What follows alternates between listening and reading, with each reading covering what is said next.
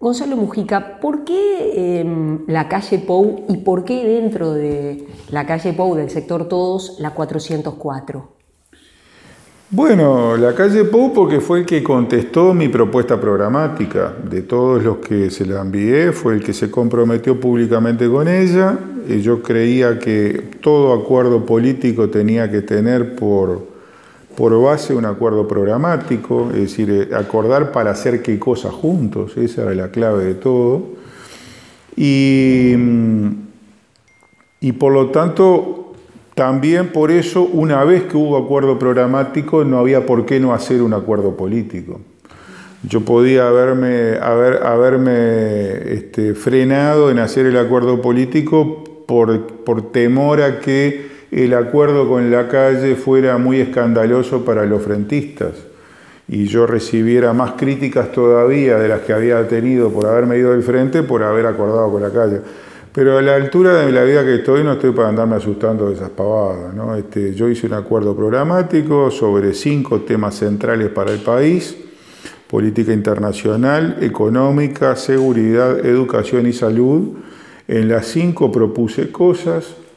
Luis Lacalle Pou dijo públicamente en todo el país al lado mío, departamento por departamento, que él estaba de acuerdo en el 99,9% de la propuesta y por lo tanto correspondía hacer el acuerdo, debía hacer el acuerdo con él. Luego la 404, porque en algún lugar había que trabajar para hacer el cambio que queremos. Yo siempre digo que yo quiero un cambio de gobierno porque es el cambio que permite los demás cambios. Los cambios esos de políticas públicas que yo propongo y que acordamos con Luis, solo son posibles si hay un cambio de gobierno. Y en algún lugar específico tenía que trabajar para ese cambio y el acuerdo con la 404 de Montevideo me da un lugar específico y un equipo específico al cual integrarme, que es el equipo de la 404 Montevideo. De modo que esas son las razones concretas. Pero todo está al servicio de un cambio que yo considero que es imprescindible.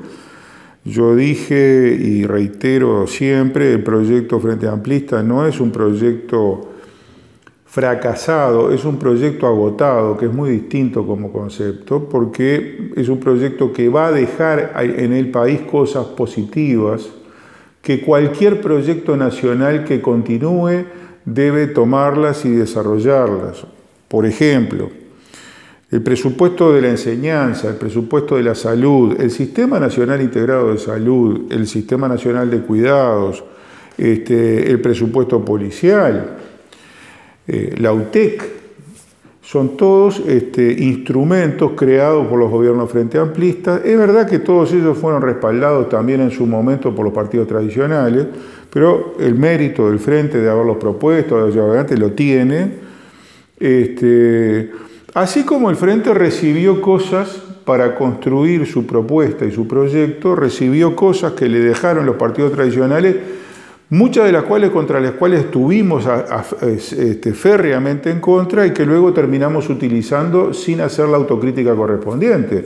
La ley de zonas francas, el Frente Amplio estuvo en contra, la izquierda, yo estuve en contra en su momento, y sin embargo para el Frente Amplio se transformó en un instrumento formidable de captación de capital, de inversión directa extranjera. La ley forestal también estuvimos en contra, y sin embargo es la ley que permitió la creación de la mayor riqueza agropecuaria que se ha creado en el país en los últimos 70 años.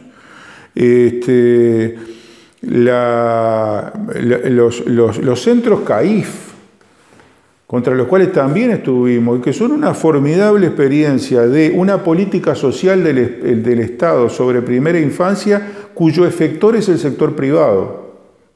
Cosa sobre la cual yo creo que hemos reflexionado poco, porque es un buen modelo y es un invento uruguayo, además. Usted renunció al Parlamento y en ese sentido hizo lo que de pronto otros no hicieron o no hacen, que es cuando uno se cambia de divisa política, renunciar, y usted lo hizo. ¿Su aspiración es volver al Parlamento, estar en algún lugar en la lista? Sí, yo lo dijo desde un principio. Yo quisiera poder volver al Parlamento y aspiro a que con la lista 404 de Montevideo pueda volver al Parlamento. Sé que Luis también quiere que yo esté. No, es un poco inmodesto, pero la verdad los compañeros que han sido legisladores junto a mí, Luis lo fue y los compañeros de la 404 lo fueron, y creo que otros compañeros de otros partidos, incluso del Frente Amplio, tienen una buena opinión sobre mi trabajo como parlamentario. Y yo me siento que estuve 12 años en una comisión muy pesada, que es la Comisión de Hacienda, y en otra área temática muy pesada, que es el área de seguridad. Y creo que hice un trabajo que a mí me dejó contento y me gustaría volverlo a hacer, por eso quiero volver. Y las críticas a los que dicen, bueno, negoció por cargos, por ir nuevamente en una lista.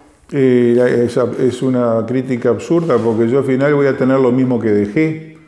Yo estaba en la 609, fui diputado 3 veces consecutivas, diputado titular. ¿Alguien supone que la 609 va a bajar su votación en la interna del Frente Amplio en la próxima elección? A mí lo más fácil del mundo era quedarme donde estaba. Era diputado hasta el final del mundo, donde estaba. Y al final, en el acuerdo que acabo de hacer, ¿qué gané? Si voy a volver a ser diputado, ¿qué es lo que dejé?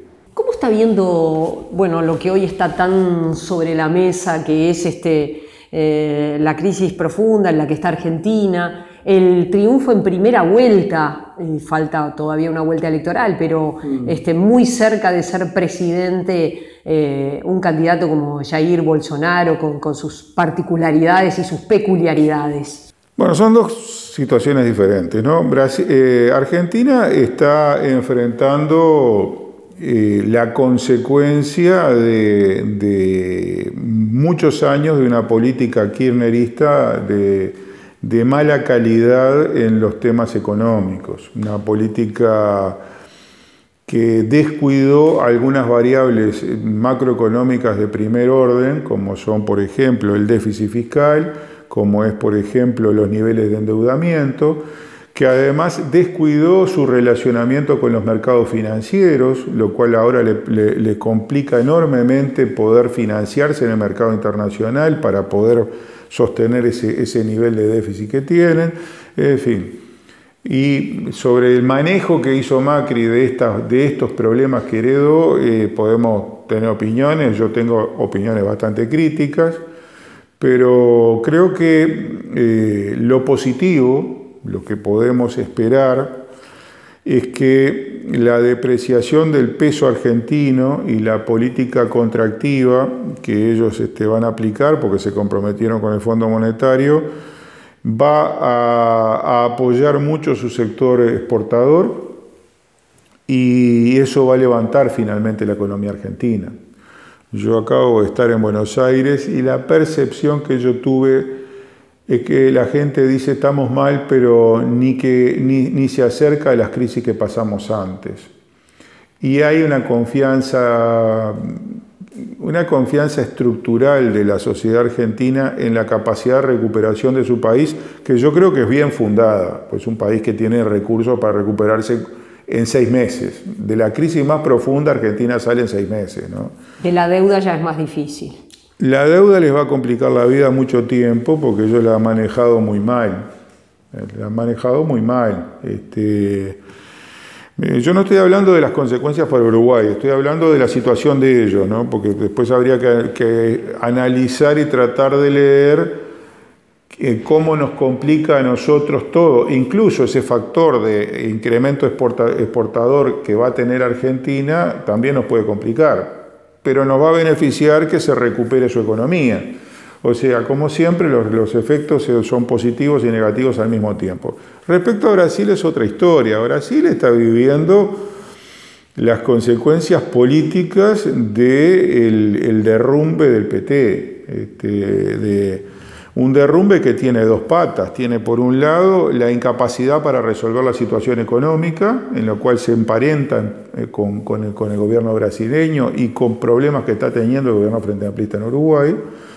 Y por otro lado, una corrupción flagrante que fue demostrada y que además la gente la percibe. Ustedes ven que uno de los datos de esta elección no es solo que ganó Bolsonaro con la votación brutal que ganó, sino que la expresidenta de Brasil no pudo retener su banca, fracasó en volver a ser senadora. Si eso no es un dato significativo, ¿cuáles son los datos que estamos esperando? Acá hay un problema serio de pérdida de credibilidad. Por supuesto, Brasil es un país que tiene una estructura política, un sistema político distinto que el nuestro, donde permite que aparezca un Collor de Mello en la década de los 90 y ahora aparezca un Bolsonaro, estos outsiders exitosos. En gran medida lo permite porque no tiene en la oposición al PT partido de 180 años como tiene Uruguay. No hay un sistema político alternativo al de la izquierda. Y entonces aparecen los paracaidistas. Yo espero que el experimento Bolsonaro salga bien, porque creo que la segunda vuelta la va a ganar. Y estoy, respecto ya pensando en Uruguay, me preocupa que Bolsonaro haya hecho toda su campaña sin hablar de Mercosur. Me parece que a nosotros es el tema que más nos interesa. ¿Qué enfoque le quiere dar al Mercosur Brasil? Yo no soy partidario de irme del Mercosur, pero tampoco soy partidario de estar pasivamente en un Mercosur con un diseño que nos encierra y no nos da ningún beneficio más que los obvios. Porque que me digan que Brasil es uno de los principales compradores, yo digo chocolate por la noticia. Si es uno de los pocos mercados donde entramos con cierta ventaja arancelaria, claro que me van a comprar un poco más que lo demás. Bueno sería que encima que no me dan capitales para desarrollarme, que no me toman toda la producción que yo hago, encima no fueran un débil comprador de alguno de mis productos. Pero con eso no alcanza para que nos desarrollemos. Entonces, a mí me preocupa mucho saber qué está pensando Bolsonaro o su equipo económico respecto a este instrumento que diseñó Brasil en la década de los 90, que nos vendió a los argentinos, a los uruguayos y a los paraguayos, en el cual todos entramos ilusionados que podía ser una plataforma para integrarnos al mundo de una forma más poderosa, y que se nos ha transformado en una camisa de fuerza.